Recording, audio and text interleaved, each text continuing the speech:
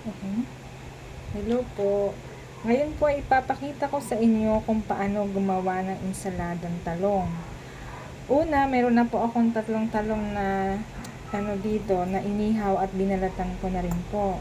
Siyempre, i-check po natin kung okay yung loob niya. Ayan, tingnan na po natin. Okay naman siya. Ito, pangalawa. Okay naman din po. Kasi importante po na i-check natin kung okay po yung loob. Kasi baka po may mga dumi-dumi, may uod, ganyan. Pero maganda po yung talong na nabili natin. Ayan, eto po oh. Okay po siya. Tapos, hiwain po natin ng ganito. Yan, napakadali lang pong gumawa ng ensaladang talong. Ganito po siya oh.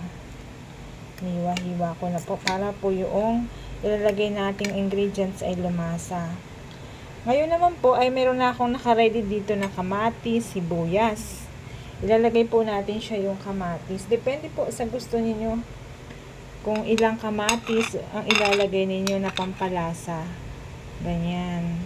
I-spread lang po natin, ikalat natin. Ang sibuyas po ilagay na natin.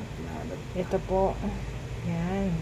O, kita niyo po, ang ganda na niyan tingnan. Tapos may naka-ready na po ako ditong itlog na maalat. Hiniwa-hiwa ko po ito na maliliit.